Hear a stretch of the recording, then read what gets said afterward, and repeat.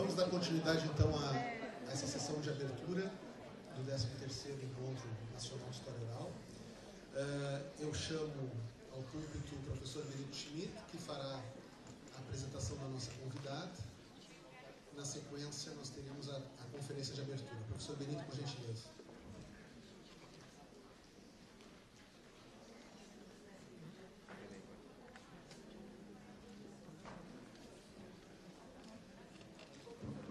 Boa noite novamente.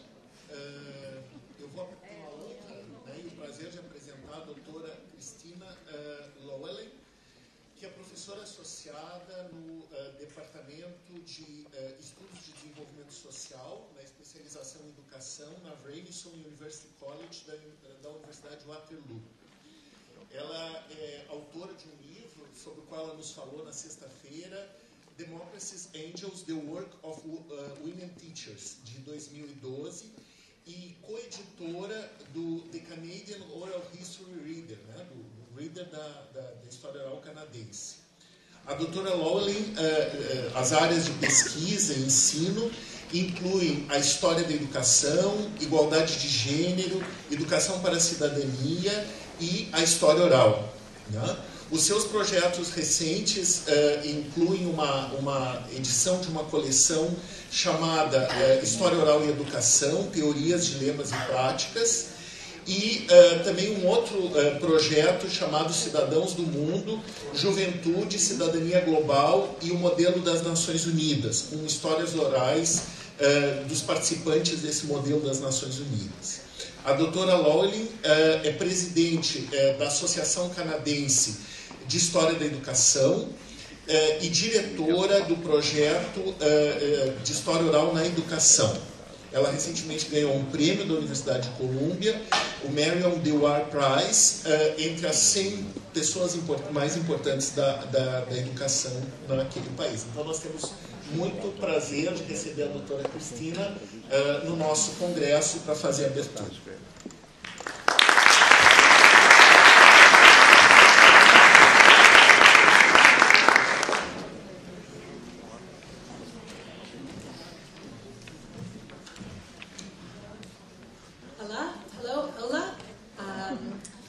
Desculpa, não falo português. That's all the Portuguese I know. I have been saying sorry a lot since I arrived, to say sorry I don't speak Portuguese. But they have been kind enough to translate the talk, so I hope that it does translate well. And again, if there's for some reason something that doesn't make sense or we need to translate in a better way, of course, there are people in the room who can do that, and you can just wave and say, no, we're not understanding what you're talking about. But before I begin, I really want to thank Carla Rodrigo for bringing me here. There's a very kind invitation to bring a Canadian to such an expert group of oral historians, and I've had a chance to really get to speak to a number of people and share ideas so far. Ok, a professora pediu só para eu traduzir essa primeira parte, que a maioria de vocês entendeu. Ela se desculpou primeiro por não falar português, mas a conferência, o texto foi mandado antes, foi traduzido. Mas se houver algum problema na tradução, então nós podemos, enfim, se alguém detectar algum problema, pode levantar a mão. E ela está muito feliz, agradeceu a professora Carla pelo convite, por tê-la trazido aqui e pela oportunidade de discutir conosco. And I did want to tell a quick story before I begin that is not translated, but I had the good fortune just a few months ago in Canada to sit down and have coffee with Alessandro Portelli. Very big honor. So I took him for one of Canada's bad coffees. We do not have good coffee. And I apologized for the bad coffee. But when I was there with him alone, I asked many, many questions. And one of the questions was, where in the world are they doing the best oral history? Ela teve o prazer de tomar um café no Canadá há poucos meses com o Alessandro Portelli. O café era muito ruim, e o café no Canadá é muito ruim, segundo ela. E ela colocou várias questões para o professor Alessandro, e uma das questões foi qual é o lugar que se produz a melhor história oral do mundo. So he responded with, without even hesitating, and saying Brazil.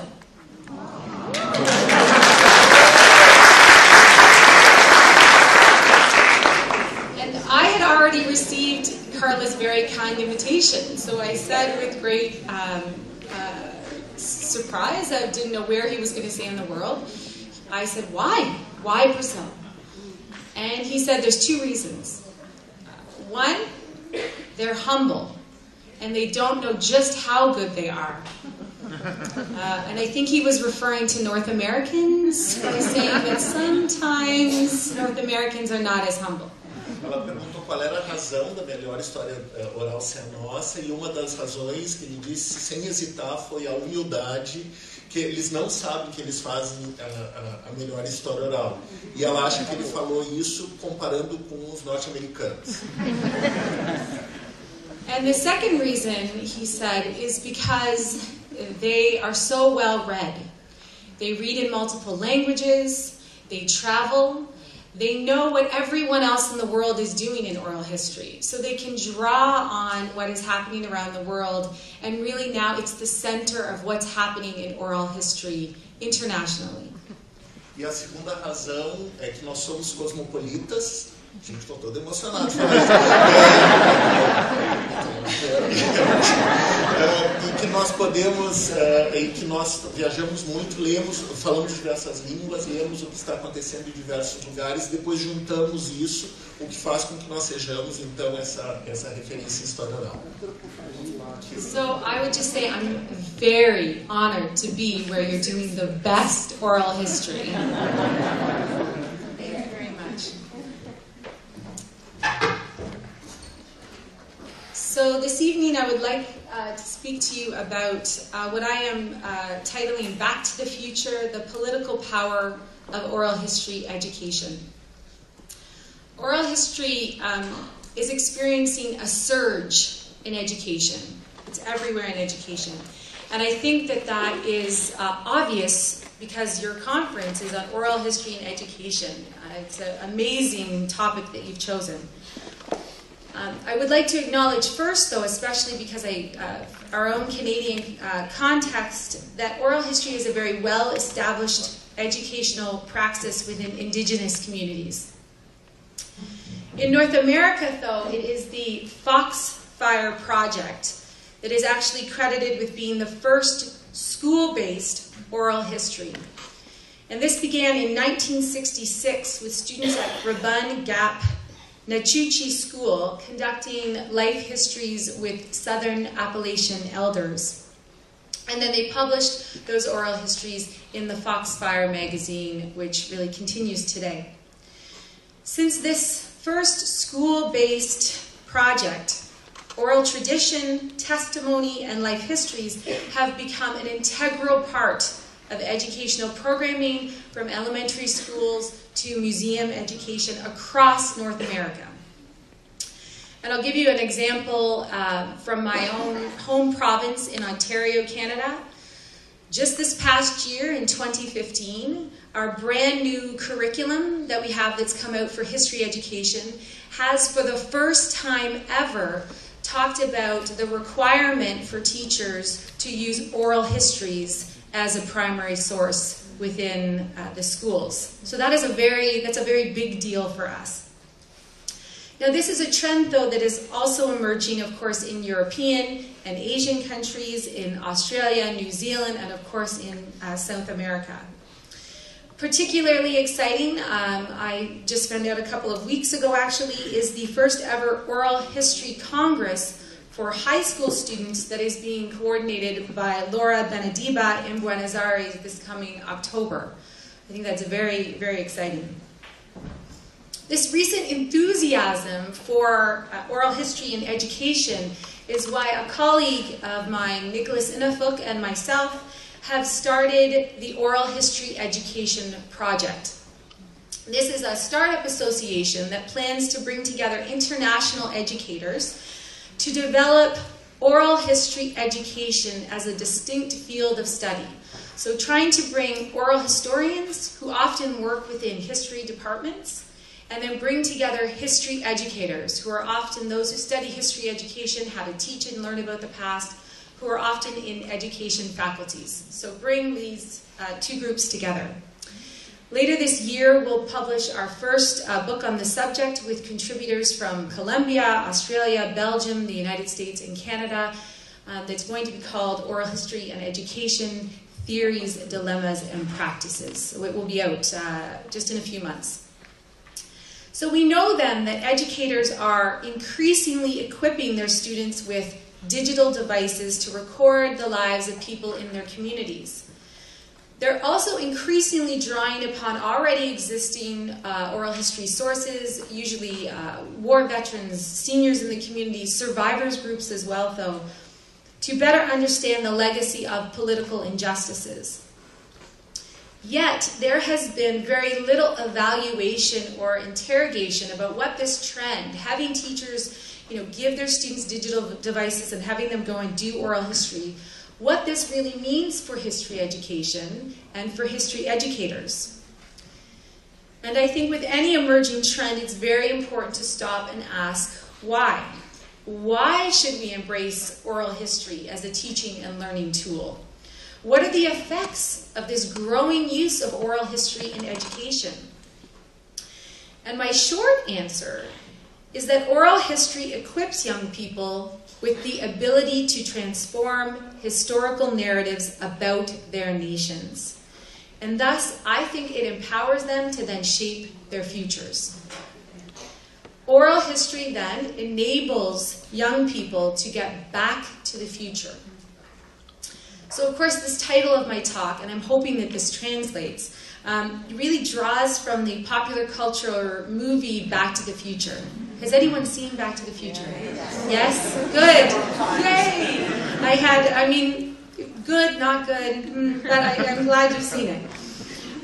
The movie, as some of you then know, was released in 1985, and it has Marty McFly, an American teenager at the time, sent back 30 years to 1955 by a DeLorean time machine, a car time machine, that's invented by a mad scientist, Doc Brown.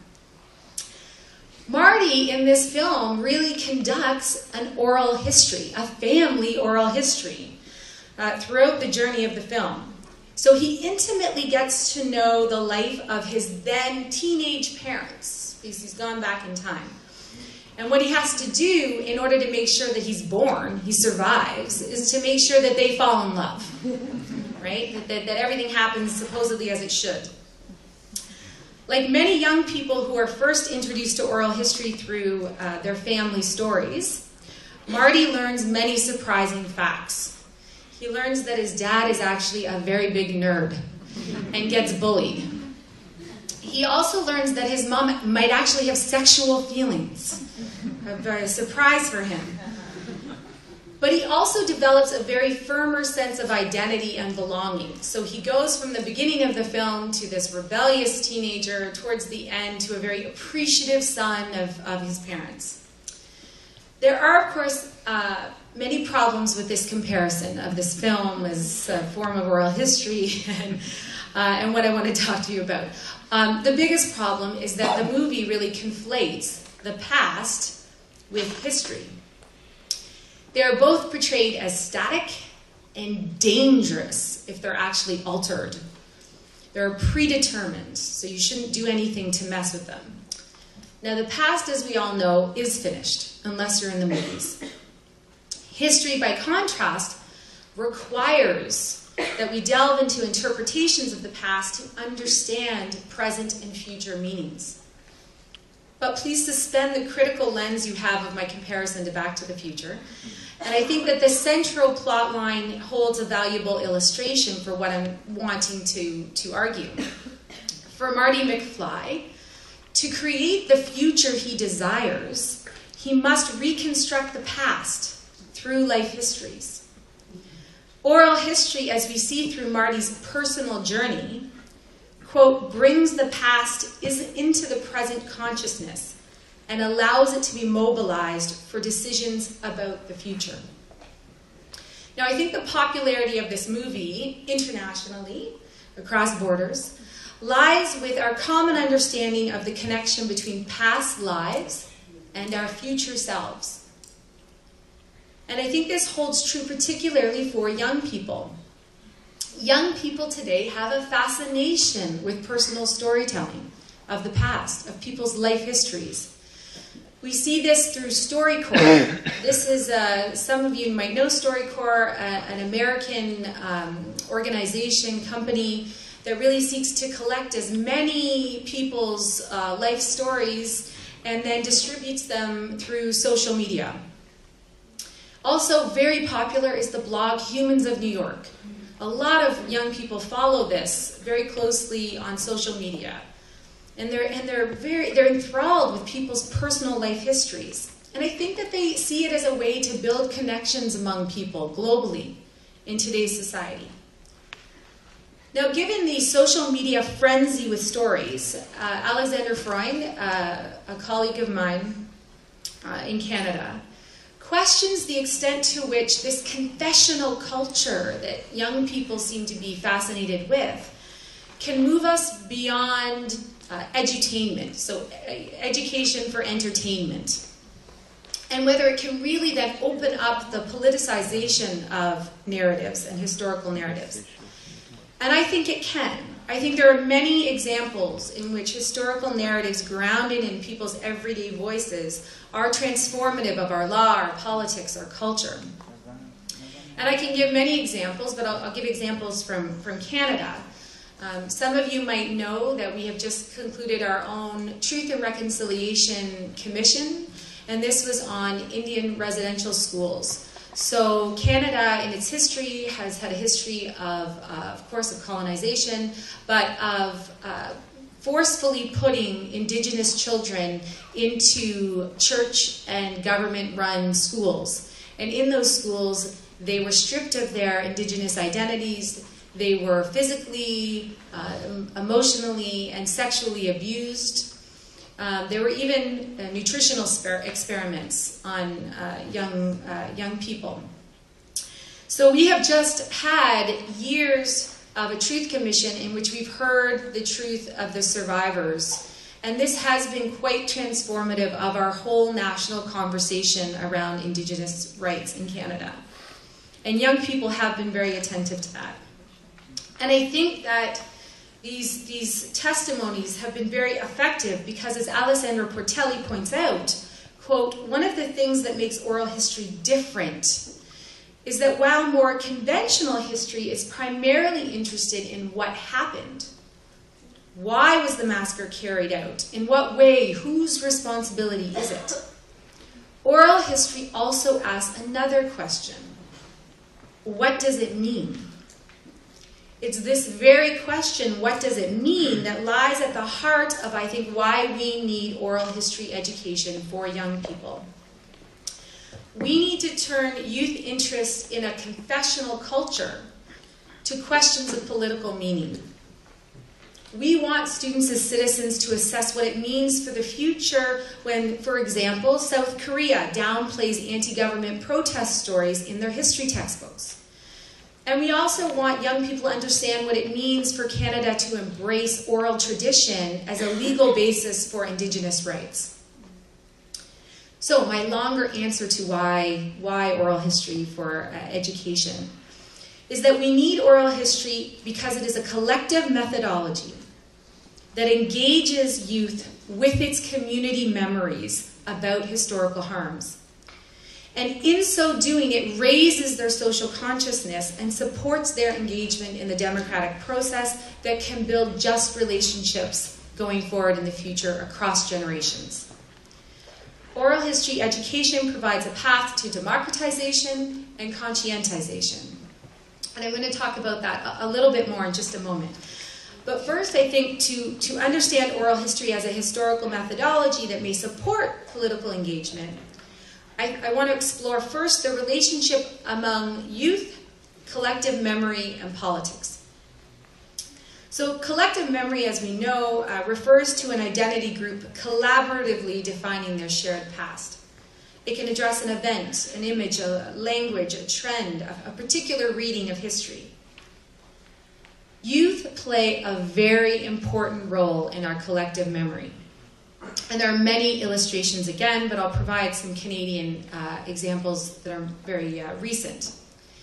Our former government, not our new government with our very good-looking new Prime Minister, our former Prime Minister, the Conservative one, Stephen Harper, spent $30 million to commemorate the 200th anniversary of the War of 1812.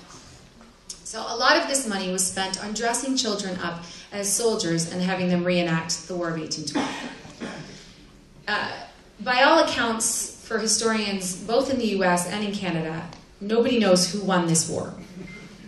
But we like to claim we won it. Why did that, on that same year, did our government not spend any money to celebrate the 30th anniversary of the Charter of Rights and Freedoms that we have, the very charter that protects our freedom of expression, our freedom of religion? Nothing was done to celebrate this by our government. Millions of dollars more were spent this past year to celebrate the 200th birthday of our first recognized Prime Minister, Sir John A. Macdonald. Now, for this celebration and the millions of dollars, Stephen Harper created bobblehead dolls. Does that translate? Bobblehead dolls of the first Prime Minister so that children could use them as play toys and watch the bobblehead of the first Prime Minister go back and forth. Now, our Prime Minister at that time, Stephen Harper, thought that Macdonald was, quote, a shining example of modesty, hope, and success. But one of our most premier Canadian historians, Tim Stanley, has written that Macdonald actually wanted an Aryan nation for Canada and had talked about it in those terms, and specifically enacted laws around reserves and Indian residential schools and a head tax on Chinese Canadians, and wanted a white Canada. So these examples I use basically to argue that there's a reason for these kind of commemorative practices, because the government realizes that what's at stake for a nation's future by charging youth with either never forgetting or strategically remembering certain past conflicts or events. Vamik Volkan argues that groups psychologize or mythologize traumatic events as identity markers for the next generation. From narratives of conflict, be it war or genocide, an imagined community emerges, a psychic security, an ethnic tent that's codified to set the historical record. And schools, of course, with other social institutions, play a very key role in this. The way that historical traditions, legends, and truths are taught and learned affects the political path of a country. And that is because, as Theodore Scheider explains, historical consciousness, quote, refers not only to the knowledge of the past, but implies the use of that knowledge for the future. Cheryl Duckworth, who is an educator in the United States, gives a really very good example in her work, revealing how since 9/11, cultural myths have been transmitted to students in the United States in ways that have legitimized a militaristic state. In this instance, and several others like it, historical consciousness holds the capacity to fix and universalize the past.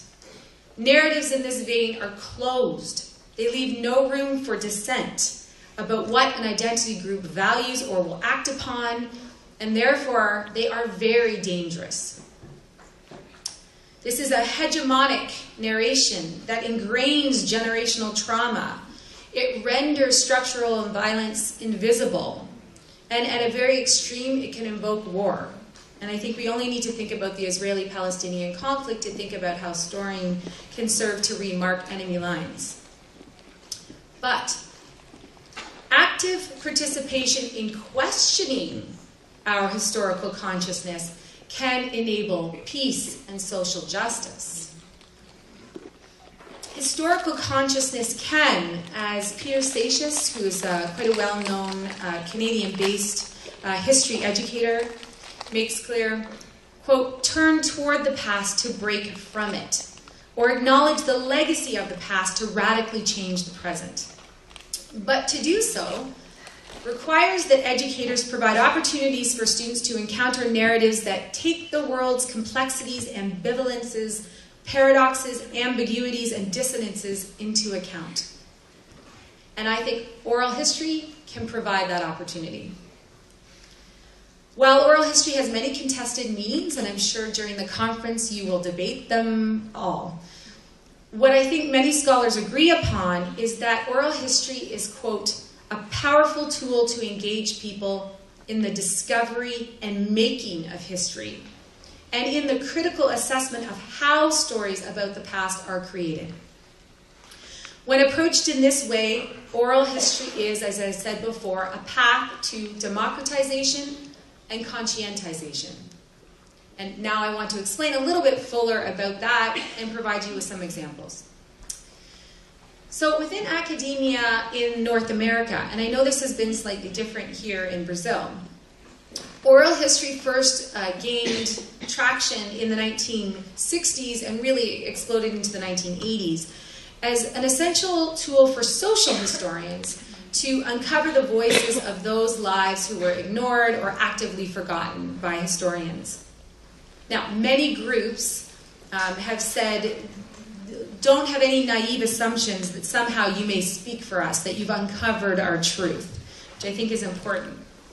Since Michael Frisch coined the term shared authority in the 1990s, oral historians have been more attentive to an expansive notion of democratizing history. And researchers in Canada like Stephen High have actually changed the term from shared authority to talking about sharing authority, to rephrase it so that it reflects an active making of collaborative relationships and collective decision-making with community for exploring life stories. So oral history projects based on sharing authority promote democratic relations for education.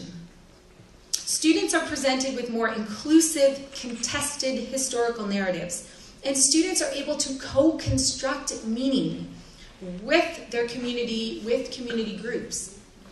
It is a participatory and dialogical aspect of oral history education, an engagement with the lived experiences of others that can enable youth to appreciate the legacy of political choices. If oral history encourages active and equal participation for all in the learning community, is experiential and inquiry-based, committed to cognitive dissonance, provocative yet respectful in exchange, then narratives can agitate the silence of the oppressive status quo. Now, many oral history education projects, I think, can illustrate this point, but I think it's particularly clear from projects that address local migration and displacement histories. And one of those projects is the Fox Point Oral History Project. It was launched in 2008 at Brown University in the United States, and it started to document memories of the neighborhood of Providence, Rhode Island. Fox Point was settled as a working waterfront community during the Civil War era by immigrants predominantly from Ireland, the Azores, Portugal, as well as Cape Verde Islands. Now, between the 50s and the 60s, it was revitalized. So they put up office buildings and condos, and people were displaced. So the Fox Point Oral History Project brings together graduate students, community elders, students in the elementary school, parents, and teachers, together at the only elementary school in that community to collect, interpret, and present oral histories about the cultural heritage of that neighborhood. Over 80 oral histories served as a catalyst for community members to construct an online archive, school members to create a curated exhibit in the halls of the school, as well as the parent-teacher organization to develop an arts-based program based on the oral histories called I Was There. Participants write that the project gave them a clear lesson in shared authority. For example, one of the elders, 73-year-old Lou Costa, said to the graduate students who were trying to develop this online exhibit, no, you're doing it all wrong. You have these academic categories that you want to place all this information into. And instead, he said, no, you need to use street names of the place. And by doing that, actually, more people came forward and started telling stories of the place. So he really rejected that, and they listened to him. So the project had to take seriously the meaning-making of displaced fox pointers and the need to develop relationships across generations. Project coordinators created many ways of dialogue so that, as they said, stories of one generation could inspire stories from another, and the process of telling and listening could promote critical thought about the past. So from interviewing to curating, 4th to 6th graders, we're talking about 9 to 11-year-olds, explored what it meant to use voice, what it meant to document. And the principal of the school said that students weren't just learning about history, they were participating in the endeavor of history. So this is a participatory program, and students were really engaged in what many history educators talk about as the Big 6 historical thinking skills. And one of those Big 6 is referred to as significance. What is historically significant? They were connecting through this project newcomer children to the place with those who had been displaced by urban change. And they were engaged in a new public dialogue about what had a lasting, profound effect on their community. So one of the projects the students did was they interviewed, for example, retired longshoremen, an oyster factory worker, and past urban developers to try and understand what had happened to their local bay. And they collaborated in a play that represented the diverse voices. A parent commented that through this, the students began seeing themselves as part of social change, like they had a voice on what happened next on the waterfront. So I think this one project serves as an example of oral history education that can complicate collective memory of place in a way that creates a new sense of democratic community. Now another example, which I want to bring to your attention, is a Canadian one. Life stories of Montrealers displaced by war, genocide, and other human rights violations that's housed at Concordia University, which is probably the center of one of the most active oral history institutes that we have within Canada. This is in Quebec. From 2007 to 2012, a team of university and community researchers video recorded approximately 500 life story interviews with members of survivor communities, Tutsi, Haitian, as well as Holocaust survivors. And the Education Working Group created a curricular unit specifically for our province, for Quebec, under the title, We Are Here. And this was for 14 to 16-year-olds. It had the following objective, quote, to explore the pedagogic possibilities of oral history in the classroom and to offer students an understanding of the concepts and experience of human rights and their violations. Now, the curriculum is based on students listening to digital stories of survivors, and from this, they create a number of different activities. The students are encouraged to reflect on narrative structure, interview ethics, identity politics, and more.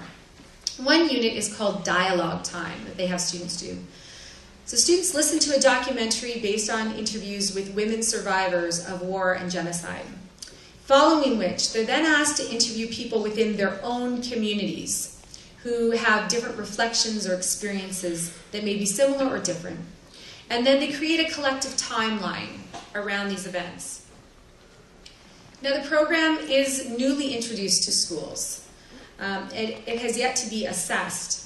But the co-directors, Bronwyn Lowe and Emmanuel Sontag, have talked about how this project is premised on creating new democratic relations.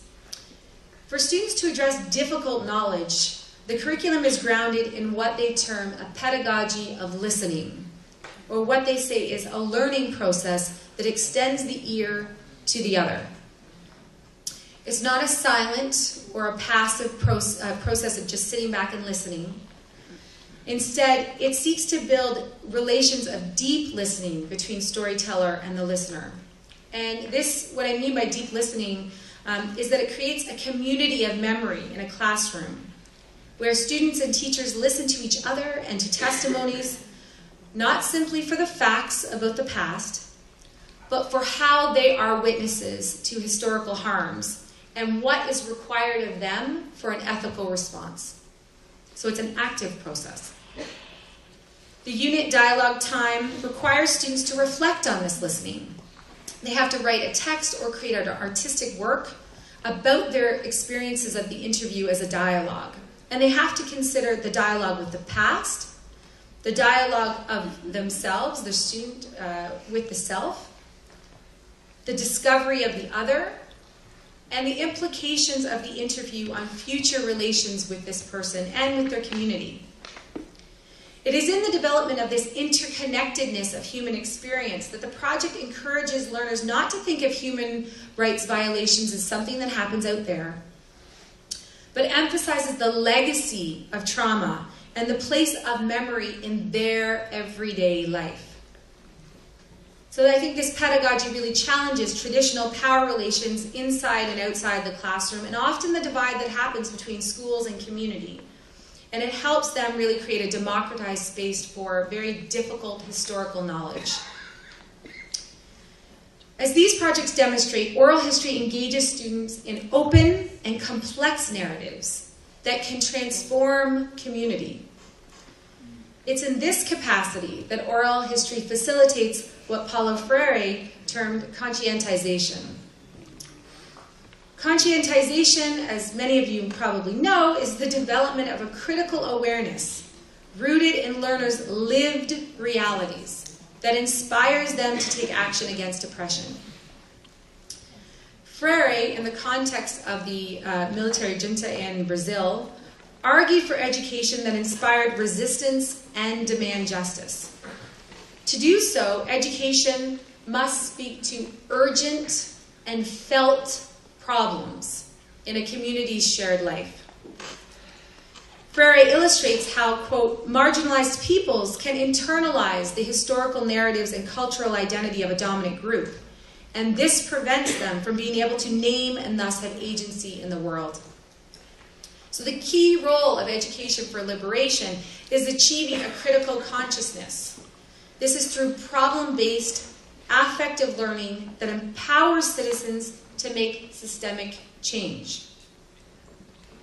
I believe that oral history education provides a path to conscientization because it is relational.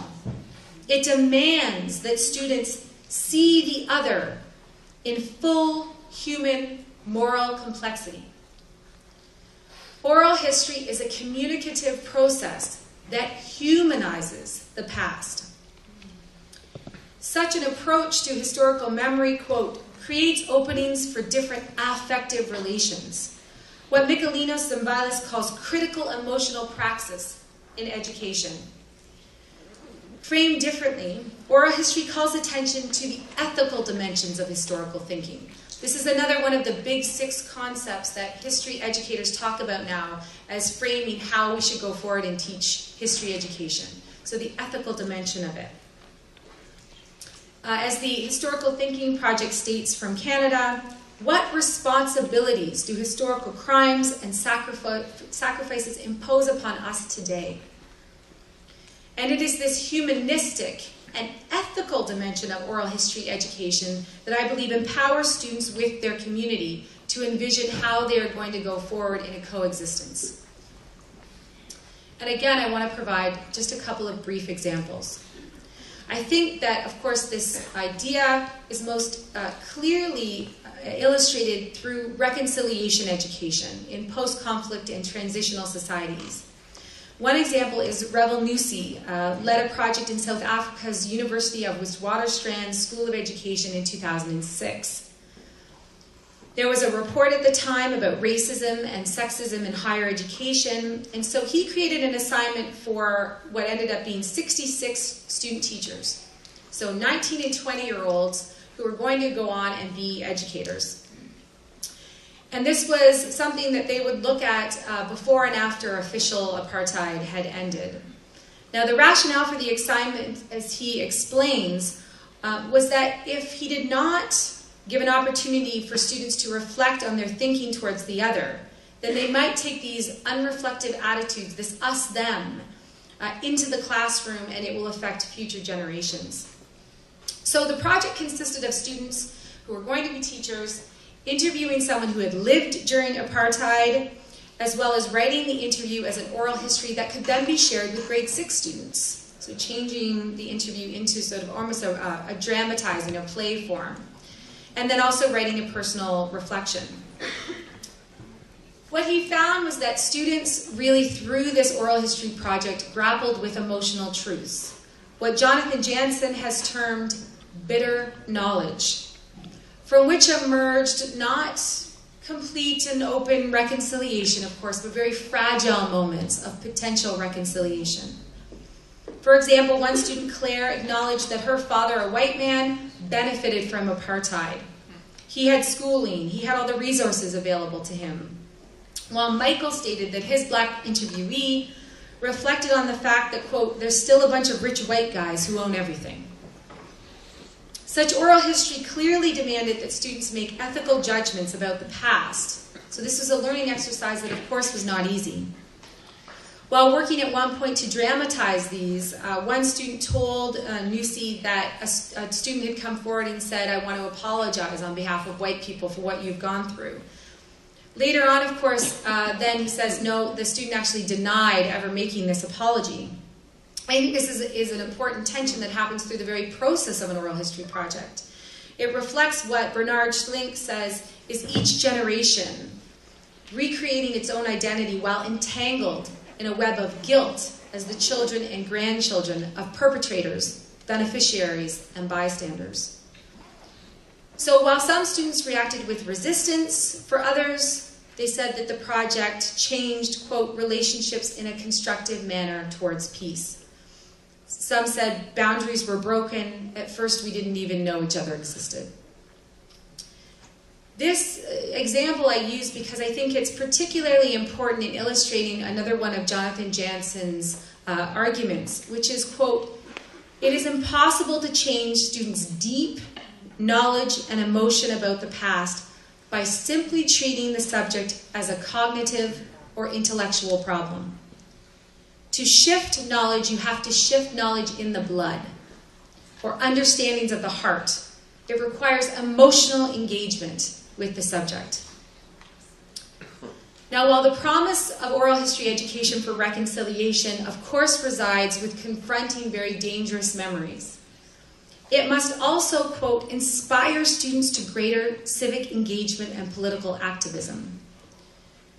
Students' historical empathy, guilt, or anger about the past must be translated into an obligation to use history for the future.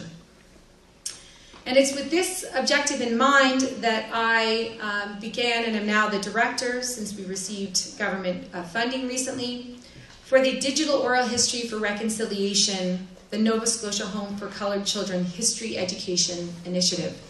So it's a very long title. We're now calling it DOOR. It's a history education partnership among community stakeholders, academics, and educators in Halifax, Canada. So this is on the east coast in Nova Scotia, the province of Nova Scotia. And we're going to be examining the Nova Scotia Home for Coloured Children, which was opened in 1921 as a welfare institution for black children. Not unlike Indian residential schools, there were white-only religious orphanages and industrial schools at the time, and so there was no place for black children, so they created a specific home/school for African Nova Scotian children. These children, there was almost 1,000, suffered the effects of institutionalized racism for almost 70 years. There was, again, emotional, sexual, physical abuse within the home. Since the 1990s, over 100 survivors have come forward to speak out about the abuse. And just recently, in 2014, the provincial government came forward and issued an apology and then launched a public inquiry. The public inquiry is called the Nova Scotia Home for Coloured Children Restorative Inquiry. It takes a restorative justice approach. And it has just gotten underway, actually, this past March. So part of the mandate of this inquiry is to understand what happened in the past in order to ensure a better future for African Nova Scotian children and their communities. And so they wanted a way to do this through history education, a way that they could tell their stories, their life histories, but in a way that would reach younger generations. So DOOR is going to create augmented reality oral histories. So we're going to be using virtual reality with the former residents to use within schools. We are going to be using what is now cutting-edge technology. Some of you might know the Oculus Rift. It allows people to basically go into a virtual, recreated historical landscape. It also allows the user, the student, to interact in that landscape. So students will be able to walk with the storyteller. So the former resident will be recreated within the space, telling the story, walking with the students through the actual land of where the school was placed and through the building of the school itself as they tell their survivor story. So it is going to engage students with the personal storytelling of former residents as they walk together through the past. The point is that they really understand the legacy of race relations through these stories. And so they're going to be accompanied with a curriculum that's being developed for grade 11, so 16-year-olds, in a course that they have called African Canadian Studies and Canadian History courses. Now, I can't attest yet to the outcomes of this project since we are just beginning. But I can provide you with a little bit of a glimpse because it's actually my own nephew who got me interested in this project. My nephew Owen, who was 11 years old, participated in a school heritage fair. I'm not sure if you have these, but this is sort of an extracurricular activity where students can engage in a history project and then present this outside of school hours. It's a bit of a competition. Now, some students decided to do projects on Justin Bieber, which is odd for Canada. Not really Canadian history, but then I'm showing my age. But he decided to do this on the Nova Scotia Home for Coloured Children. So he interviewed one of the former residents, who was also a co-founder of a survivors group for the home. So I actually have a video clip that Owen has created to tell you himself a little bit about the project that he did. Hi, my name is Owen Brown, and for my heritage fair, I did the Home for Coloured Children. What is the Home for Coloured Children? The Home for Coloured Children was established in 1921 after the Halifax explosion. That's why lots of homeless black children who needed care went there. There was about 1,140 children that went there between 1921 and 1989, which is about 2 years before the home closed in 1991. The home is now called the Acoma Family Center. Who is Tony Smith? Tony Smith came to the home at age 5 in 1965. He was at the home for 3.5 years and suffered physical and sexual abuse. Tony Smith was the first person to come in and speak about it in 1998. I interviewed him in March. I interviewed Tony Smith, and I'm going to tell you a few things that I think he said that were really key. I asked him what it felt like when he first arrived at the home. He said he was scared because he didn't know why he wasn't with his family and why his parents were dropping him there. I asked him about a rock that I heard about that they used to go on, and they said that they just felt safe on the rock, so whenever they were there, they'd feel like they'd never get a beating, and the rock would always generate some sort of heat in the wintertime, so they liked that rock. I asked him why he went public about his experiences. He said he went public because he had a best friend, and one day he saved his dessert, and one of the other kids wanted his dessert.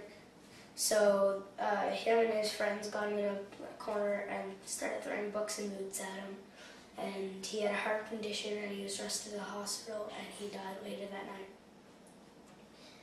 I asked him what he felt like going back to the home after all this, and he said he felt really empowered because he thought that he did something really good in the world, and he made a difference from after all those years being told that he was a nothing and he'd never do anything, he'd never accomplish anything. So so how can we help? We can learn together about what happened by listening to former residents. We can learn about the history of African Nova Scotians. We can think about how to be nice to everyone no matter how we are different. And we can stand up and speak out when we see racism in our community. Thank you for listening.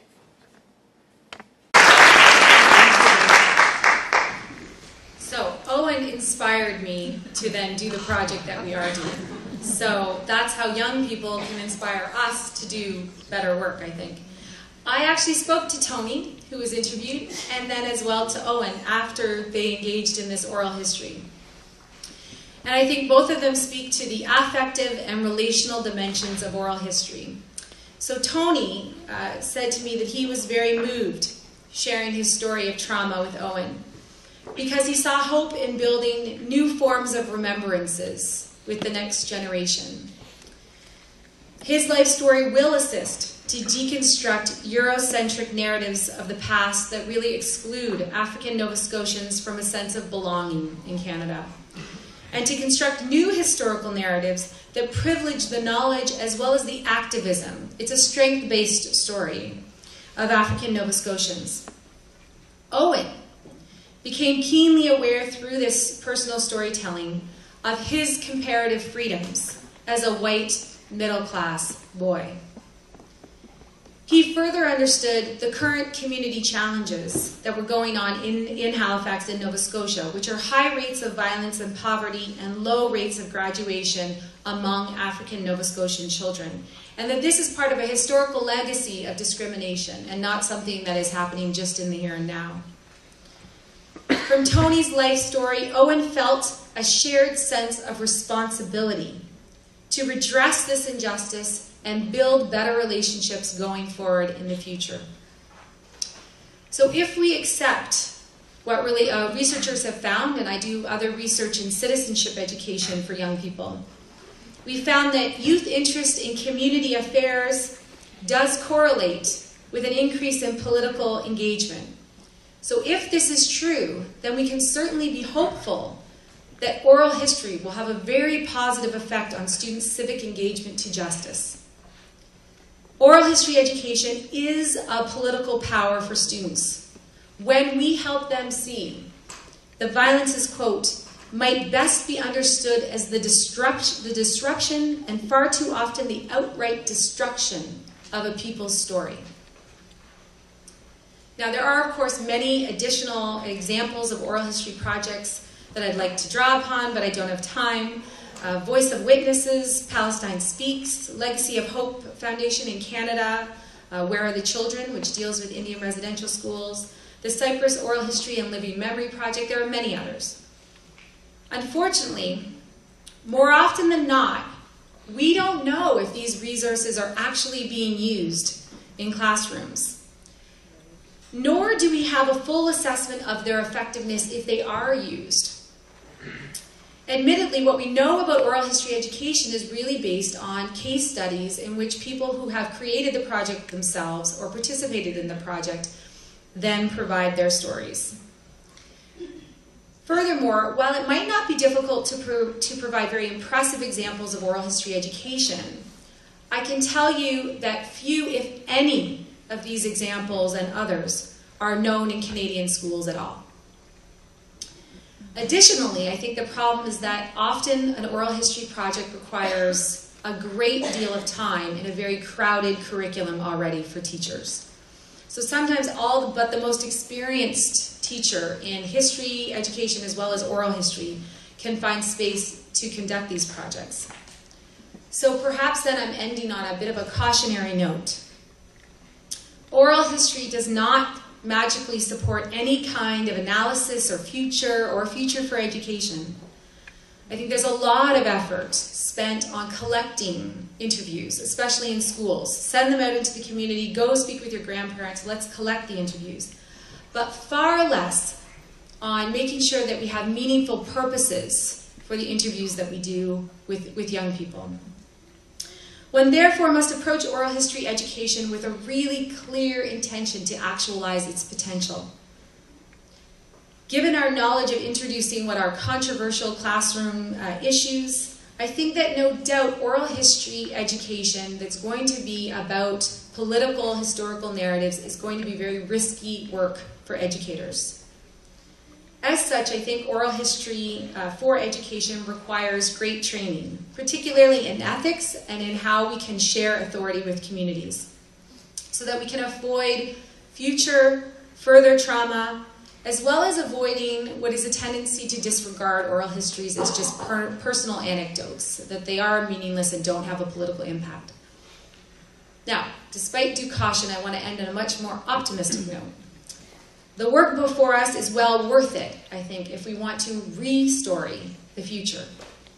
As Paul Thompson maintains, oral history can be used to change the focus of history itself and open up new areas of inquiry. It can break down barriers between teachers and students, between generations, between educational institutions and the world outside. The political power of oral history education is tangible. Learning outcomes for democratization, both participatory and dialogical, and conscientization through stressing the ethical and the humanistic dimensions of inquiry into the past. Young people will re-story the future through oral history education because, quote, we live our lives as narratives. We do not just tell stories, we are stories. Thank you very much.